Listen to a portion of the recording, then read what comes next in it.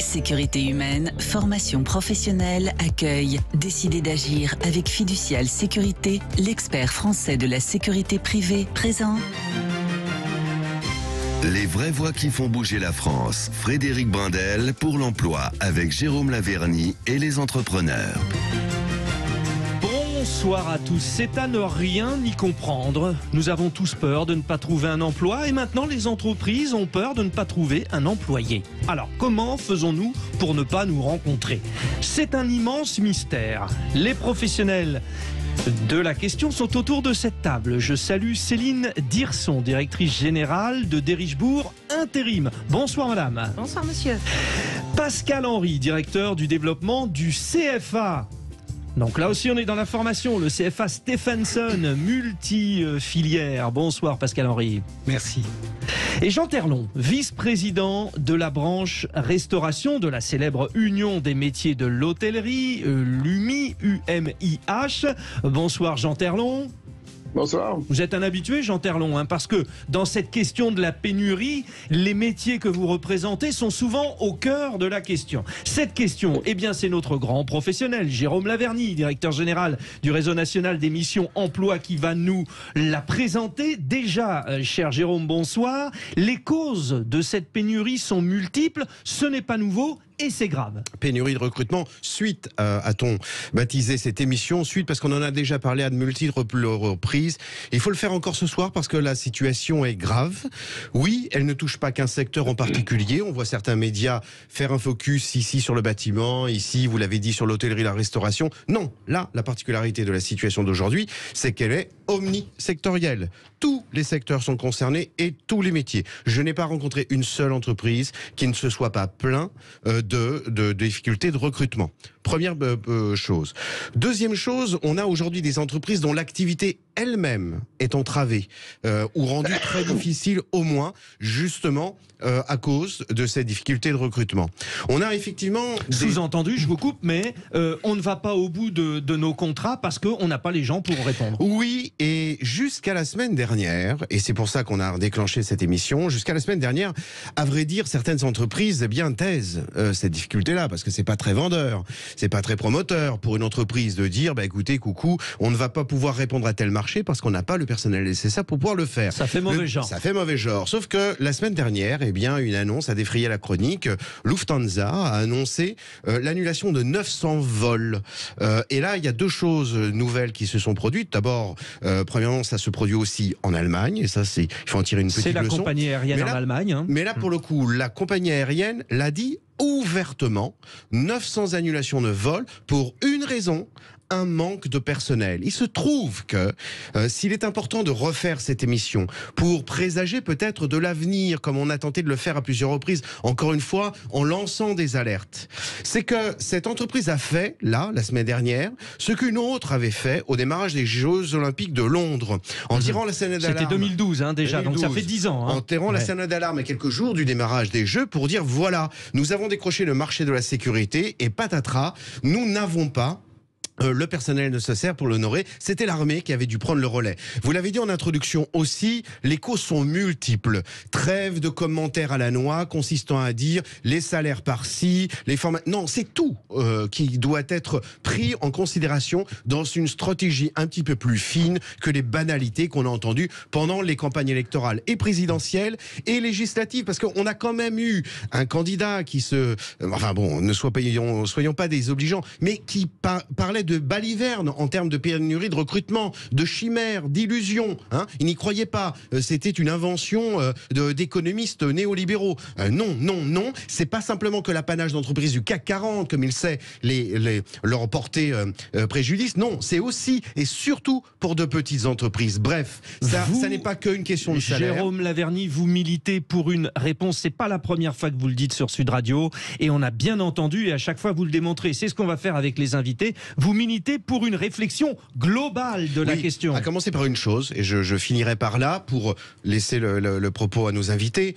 Manque de stratégie à long terme. Nous payons aujourd'hui l'addition très lourdement d'un défaut d'orientation que l'on n'a pas mis en place depuis 40, 50 ans, j'en sais rien, ou qu'on a fait semblant de mettre en place. Oui, à force de dire à des gosses, parce qu'ils avaient de mauvais résultats scolaires, qu'on les mettait dans une orientation professionnelle. C'est dire, allez toi, va bosser notamment dans les métiers manuels. Et ben maintenant, on paye le prix fort, et c'est bien fait pour nous, et il est donc temps de mettre en place une stratégie un peu plus sérieuse. Avec des appellations qui faisaient peur, nous, je vous rappelle, on nous disait, tu iras en CPPN si tu travailles pas bien. CPPN, en fait, c'était pour préparer des métiers manuels. Donc, c'est quand même pas une catastrophe, loin s'en faut. Céline Dirson, directrice générale de Derichebourg. Alors, Derichebourg, c'est un opérateur de services aux entreprises et aux collectivités. Vous êtes donc un interlocuteur. Juste sur la parenthèse évoquée, l'Allemagne, etc., vous agissez dans 13 pays. On est bien d'accord que ce n'est pas un problème franco-français, ça, le recrutement. Ah non, complètement. Après, moi, je vais plutôt parler de mon problème franco-français aujourd'hui. Bien sûr. Parce que, vous voyez, avant de rentrer dans le bureau, j'étais encore appelée par un client qui recherche 6 conducteurs sur Nantes. Nantes, ville où il fait bon vivre, 6 conducteurs qui n'arrivent pas à trouver. Alors, des conducteurs quoi, de transport? Conducteurs de transport, poids lourd. Donc, demain matin, je dois mobiliser mes équipes pour faire un mailing général France entière pour trouver des conducteurs. On en est là aujourd'hui où je suis sollicitée, moi, directement par des clients, 18h30, 19h, pour trouver partout. Il y a des gens qui ont besoin de travail. Pourquoi ces gens qui ont besoin de travail ne choisissent pas ces 6 postes? Concrètement, vous êtes une professionnelle, vous dites, tiens, un tel n'a pas pris ce poste, pourquoi ? Aujourd'hui, il y a plusieurs sujets. Le premier sujet sur l'intérim, je pense que nous, on a un défaut d'image où l'intérim, c'était souvent des jeunes de moins de 25 ans qui poussaient à la porte d'une agence de travail temporaire pour avoir un tremplin d'emploi. Aujourd'hui, l'intérim, c'est 38% qui débouchent sur un CDD, CDI. Donc aujourd'hui, on va travailler sur la reconversion, sur l'emploi des seniors. On en parle souvent, mais l'emploi des seniors est un vrai sujet aujourd'hui. Oui, ça c'est un énorme enjeu. Et on est capable de former. Ce qui est le pire, c'est qu'aujourd'hui, moi, ma profession est capable de former. Elle a les fonds pour former. Et elle a même des difficultés pour trouver des candidats à former. Donc il faut aussi que nous, notre métier d'intérim, s'ouvre à tous les profils. Ça, c'est le premier sujet. Donc déjà, il y a une part de communication, ça, exactement. Vous nous le dites. Ensuite, est-ce qu'ils sont bien payés, ces 6 postes? Oui, franchement, sur les conducteurs, après, c'est toujours difficile de dire qui est bien payé, pas bien payé. En tout cas, on est sur une fourchette de salaire qui est commune à toutes les entreprises. Donc il n'y a pas d'écart majeur, donc on est capable de trouver sur des salaires. C'est-à-dire, par exemple, un conducteur de transport, il va gagner combien par mois? Il peut être entre 2000 et 2500 euros brut mensuels par mois. Donc c'est largement au-dessus du fameux 1500 euros dont on dit que... Encore une fois, tout le monde est juge du salaire. Pour moi, l'enjeu majeur aujourd'hui, c'est la mobilité. On n'en parle pas assez. C'est comment pouvoir... on sait qu'on a des conducteurs, par exemple, sur la région parisienne. Comment les aider, par exemple, à bouger sur Nantes, à avoir des aides de mobilité. Donc je pense qu'il y a plusieurs enjeux. Il y a trouver les candidats, leur donner envie de trouver un nouveau poste avec de la formation. Je pense qu'on va beaucoup parler de formation parce que c'est un enjeu majeur. On va y revenir après, et puis de créer ce qu'on appelle un pacte mobilité, de pouvoir faire bouger les candidats et de leur proposer un plan de carrière et donner du sens à leur carrière. Ça, c'est très important aujourd'hui et je pense qu'on ne le fait pas assez. Sur le tour de table, Céline Dirson est directrice générale. Il faut retenir plusieurs choses dans ses propos. 1, elle est appelée par une entreprise. 2, elle mobilise elle mobilise ses équipes. Entendons le propos et tirons des leçons de ce genre de choses. 3, c'est pas très élégant là pour le coup, c'est pas très gentil pour le coup, mais le succès de Derichebourg Intérim dit combien il y a quelque chose qui ne va pas. Si autant d'entreprises acceptent et veulent passer par ces entreprises, il y a quelque chose qui ne va pas. 4, enfin, lorsqu'il est question de mettre un SMIC à 1500 euros, mais on n'en est pas là, nom d'un chien. Même des postes à 2000, 2005 n'arrivent pas à trouver preneur. Faut réfléchir de façon un peu plus profonde. C'est pas très convaincant. J'ai la faiblesse de croire qu'à partir d'un salaire de 2500 euros, on va dire que c'est intéressant. Ça ne veut rien dire, Frédéric, si vous dites 2500 euros en Creuse Paris, et en plein cœur de Paris. J'ai bien compris. Le reste à vivre, il faut qu'on parle en tant que reste à vivre et non pas en tant que salaire absolu. Il y a aujourd'hui des gens dans la région parisienne qui sont à 1700. Mais oui, mais bien sûr. Bon, sur la formation, Pascal Henry, directeur du développement du CFA Stephenson.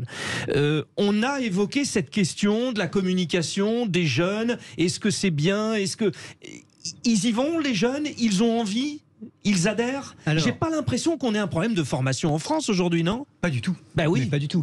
Aujourd'hui, Stephenson Formation est capable d'apporter toute coloration à une formation pour répondre à un besoin identifié d'une entreprise, pour ses besoins de monter en compétences, pour ses besoins, je veux dire, immédiat. Et donc aujourd'hui, la problématique ne vient pas de là, mais tout simplement, comme on le disait tout à l'heure, du sourcing. Ce que j'appelle le sourcing, c'est tout simplement, aujourd'hui, les métiers de la formation se sont un peu transformés. Nous, en tant qu'acteurs de la formation, nous devrons par substitution une agence, on va dire, de recrutement. Oui, voilà, c'est ça. Exactement. Ouais. Donc, nous avons les mêmes problématiques que madame. Aujourd'hui, je passe mon temps, effectivement, à identifier les besoins, à colorer, à proposer des formations sur mesure pour pouvoir intégrer sur tous les types, bien sûr, de dispositifs. Tout à l'heure, on parlait d'apprentissage, mais évidemment, il y a tous les dispositifs, parce qu'on parle aussi, effectivement, de reconversion. Aujourd'hui, la problématique est vraiment sur ce point-là. Mais Pascal Henry, vous les formez. Bon, visiblement, vous, en plus, vous avez 6 grandes filières, vous avez une vision très large, vous les formez, ils sont formés, et la rencontre ne se fait pas. Alors la rencontre ne se fait pas, pourquoi? Alors je rajouterai quand même un élément, parce qu'effectivement il y a aussi des choses un peu politiciennes qui se sont passées ces dernières années qui n'ont pas aidé, mais il y a aussi quelque chose à prendre en compte, c'est aujourd'hui la volatilité, on va dire, des candidats, due à quand même à cette réforme, on va dire, de la formation professionnelle, mais aussi, je veux dire, à la libéralisation, on va dire, de la formation, qui a fait que l'offre s'est multipliée par 2 ou par 3, et aujourd'hui, les candidats se retrouvent avec une offre pléthore, sont sollicités. Mais ça c'est bien, ça c'est bien. Ça c'est bien. Ouais. Mais aujourd'hui, ça devient compliqué pour eux d'avoir un engagement pour aller au bout, on va dire, de leur démarche. Aujourd'hui, nous, on travaille vraiment poings et pieds liés avec les entreprises. Mais pourquoi c'est compliqué? Parce qu'ils hésitent, ils se disent tiens, je vais aller là, non? Oui, je pense qu'aujourd'hui, on a une grosse problématique aussi de travail avec les entreprises pour pouvoir, on va dire, corréler, on va dire, l'appétence vers, on va dire, l'engagement vers une marque, vers un secteur d'activité. Aujourd'hui, par exemple, on a des grosses problématiques sur le retail, sur la grande distribution. On parlait tout à l'heure du tourisme. Le tourisme, c'est aussi quelque chose... Il y a quand même une reprise, je veux dire, il ne faut pas se voiler la face. Oui. On sait très bien que dans les quelques mois qui vont arriver, il y a plus de 150 000 postes qui sont attendus. Comme le disait monsieur... Jérôme Laverny. Oui, Jérôme Laverny. Il va y avoir certainement peut-être des abandons de filières ou de développement d'activités. Bon. Là, vous êtes... Alors, je vous écoute tous, Jérôme Laverny, vous, Pascal Henry, vous, Céline Dirson, et on va en parler dans un instant avec Jean Terlon, parce qu'on vient de parler du tourisme. Jean Terlon, ce sont les métiers de la restauration, les métiers de l'hôtellerie. Mais donc, j'entends bien, et ça sera votre petite minute avant la première pause, cher Jérôme Laverny, que... il y a peut-être une démarche des entreprises qui n'est pas constructive. 2 commentaires sur ce que vient de dire Pascal Henry. Premièrement, il faut casser le cou à ce commentaire précisément qu'on entend dans la presse et certaines voix politiques consistant à dire il faut améliorer la formation. Non, la formation, nous sommes un pays qui pour l'instant est formidablement outillé, a une capacité d'ingénierie. Le CFA Stephenson a dû mettre en place des ingénieries pour accompagner le recrutement de certaines entreprises. Mais ce qu'il faut dire aussi... Donc ça c'est heureux. Ça c'est heureux. Mais ce qu'il faut dire aussi, c'est que les besoins de recrutement touchent également les organismes de formation. Et ce n'est pas l'apanage que des entreprises. Par ricochet, les organismes de formation peinent parfois à recruter dans certaines filières, même lorsqu'il y a un emploi à la clé, et même lorsque il y a un emploi durable. Cette difficulté de recrutement, elle touche aussi les organismes de formation. Il faut le dire aussi. Je perçois derrière ça aussi un peu la fameuse chanson de Johnny Hallyday qu'on me donne l'envie d'avoir envie. Il est temps d'aller voir Jean Terlon. Dans un instant, on marque une petite respiration sur Sud Radio et on évoque cette question des métiers de la restauration. Sécurité humaine, formation professionnelle, accueil. Décidez d'agir avec Fiducial Sécurité, l'expert français de la sécurité privée, présent. Les vraies voix qui font bouger la France. Frédéric Brindel pour l'emploi avec Jérôme Laverny et les entrepreneurs.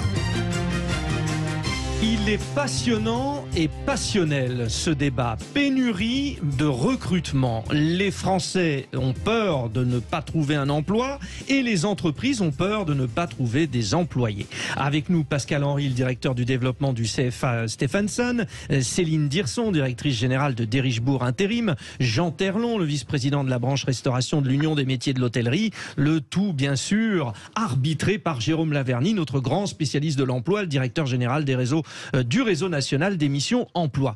Jérôme, je veux tout de suite donner la parole parce que dans la première partie, on n'a pas eu l'occasion d'en parler avec Jean Terlon. Jean, vous avez observé, vous êtes un habitué de l'antenne de Sud Radio parce que souvent on a soulevé ce débat et les métiers de la restauration. Bon, ce que je retiens, moi, des interventions précédentes, la formation est bonne, mais on ne sait pas finalement que tel emploi est intéressant, on ne sait pas que tel emploi peut permettre de gagner de l'argent.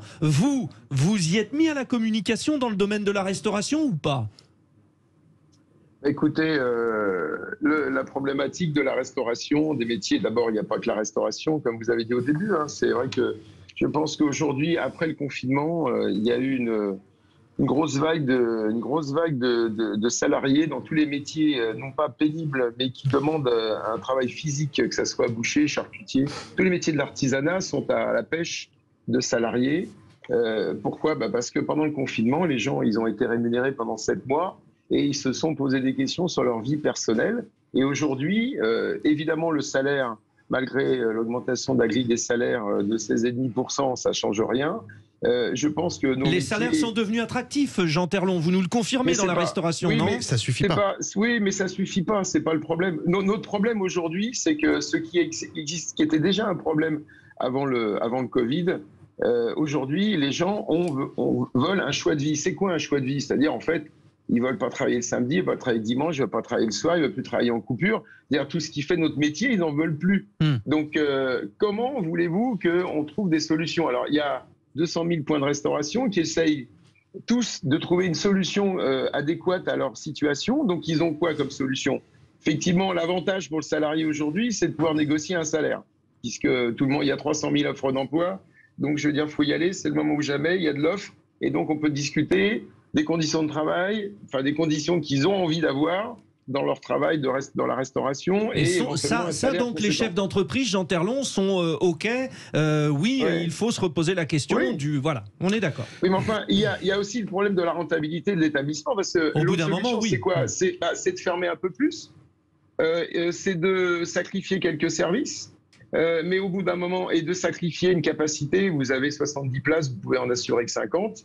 La rentabilité du restaurateur, elle est où ? Sachant qu'en sortant de Covid, il a les prêts garantis par l'État à rembourser, et puis toutes les augmentations qui existent aujourd'hui. La gestion du restaurant aujourd'hui est épouvantable. Sauf que le salarié a cette chance d'avoir le choix de trouver l'endroit où il va aller travailler dans des conditions qui sont acceptables pour lui. C'est quoi acceptable ? Je redis, aujourd'hui, on veut travailler dans la restauration comme dans la fonction publique. J'exagère, mais c'est un peu le cas. Et c'est pas possible. Ça, c'est pas possible. C'est pas possible. C'est pas possible. Alors, donc, c'est un métier de passion. Un métier de passion, il faut l'accepter. Oui, et c'est un métier d'investissement aussi. Peut-être Pascal Henry sur cette question. Vous qui formez les jeunes, ça leur fait peur ce genre de métier ? Parce que quand Jean Terlon dit on veut pas travailler le samedi, on veut pas travailler le dimanche, etc. Vous le sentez ça ou pas ? Alors, je le sens, oui. Bon, alors sans citer certaines entreprises avec lesquelles on travaille, c'est vrai que aujourd'hui, on est dans un rôle quand même de séduction, de réappropriation, on va dire, des missions, donner du sens. Et c'est vrai que lors de nos présentations, beaucoup d'entreprises partenaires viennent chez nous, effectivement, pour justement un peu dépoussiérer, on va dire, l'image et montrer, on va dire, le métier. Parce que, comme le disait Madame tout à l'heure, il y a aussi une méconnaissance. On a parfois des clichés sur certains métiers. Les métiers ont aussi beaucoup évolué aujourd'hui. Il y a aussi des besoins, il y a aussi, bien sûr, une perception... Bien près du micro, s'il vous plaît, Il y a Pascal, aussi une perception de l'emploi qui est un peu différent. Effectivement, ça ajoute à cette volatilité. Aujourd'hui, pour nous, c'est aussi important, acteurs de la formation, parce que, au-delà, je veux dire, d'être par substitution une agence de recrutement pour les entreprises, pour leur amener les bonnes compétences, on est là aussi pour la sécurisation des parcours et de l'emploi derrière. Le but, c'était pas de former pour former, c'est bien de répondre, on va dire, une demande et à des besoins d'entreprise pour des compétences bien précises.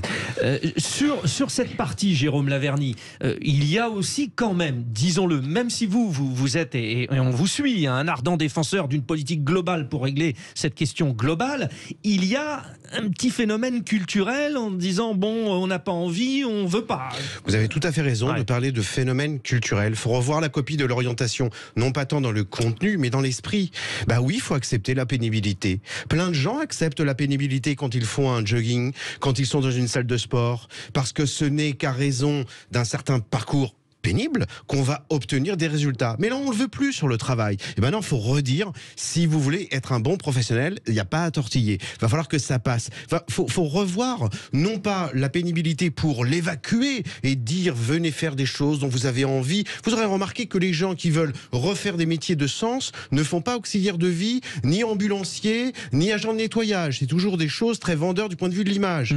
Non, il faut revoir le rapport à la pénibilité, non pas tant dans un esprit de mortification et se faire mal, non, mais accepter la pénibilité comme faisant partie de quelque chose qui, dans un parcours de vie, va nécessiter un beau résultat. On ne monte un mur que en soulevant des pierres qui sont immanquablement très lourdes. Bon. Or, les gens l'acceptent pour le sport, et bien il faut l'accepter pour le travail. Alors ça, bon, vous parlez à un sportif de formation, donc moi je comprends totalement ce que vous dites, mais quelqu'un à qui on donne un challenge, finalement, on lui dit oui, ça sera pénible, il faut passer par une période d'apprentissage, d'investissement, tout ça.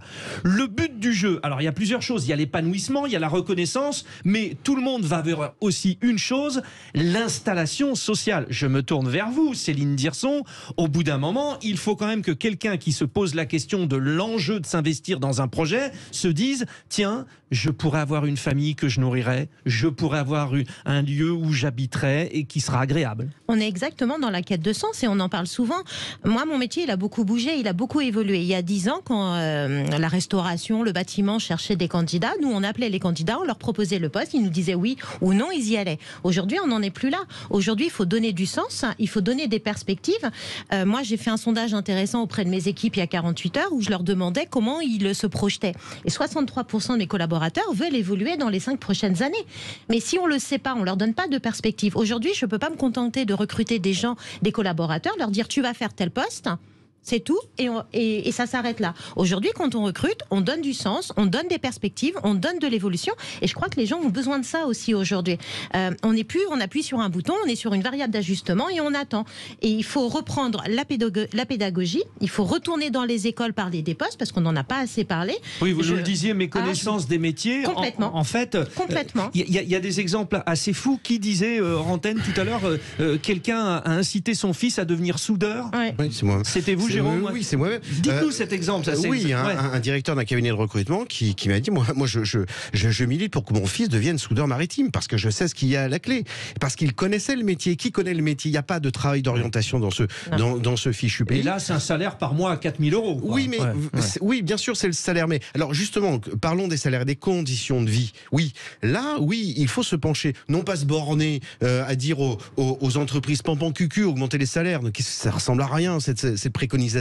Il faut par contre se pencher sur le reste à vivre. Le reste à vivre, parce que la dépense la plus importante aujourd'hui pour les Français, et elle est forte, c'est le logement, qu'il soit en termes de loyer ou en termes de traite de crédit. Et puis après, le déplacement est de plus en plus. Et oui, tout à fait. Voilà. Et le déplacement. Alors c'est là où il faut avoir une réflexion et voir dans quelle mesure une politique publique peut impacter, compenser, aider sur certains métiers, sur certains secteurs, faire des audits et agir vite, notamment dans cette perspective-là, mais pas se borner simplement à des vœux pieux qui ne ressemblent strictement à rien. Jean Terlon doit sûrement pouvoir nous expliquer là-dessus, parce que si vous êtes finalement un métier qui incarnait ces problématiques-là du logement et du déplacement, c'est bien vous.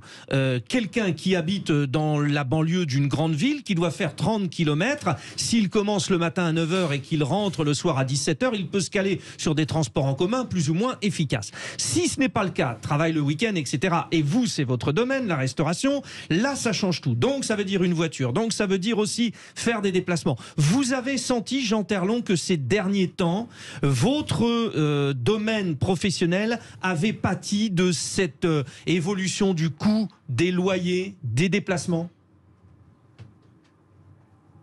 La problématique des logements, elle est surtout liée aux saisonniers. Aujourd'hui, vous ne pouvez pas embaucher un saisonnier sans avoir la possibilité de lui proposer un logement. Donc évidemment, nous, on a besoin de salariés parce qu'il y avait le phénomène de la coupure. Mais donc comme la coupure, ils n'en veulent plus. Quoique, si on prend l'exemple de Thierry Marc qui a proposé une prime coupure et comme par hasard, ils ont tous envie de reprendre la coupure. Donc ça veut dire quand même que l'argent les intéresse encore un petit peu.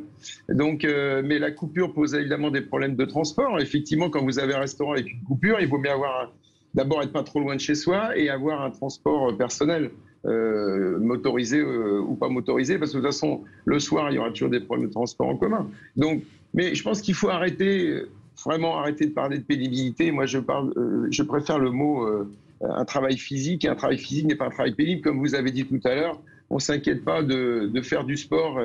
Bien sûr, ça se développe. La pratique du sport se développe. Hein. Oui, en plus. Il y a un mot sur l'apprentissage.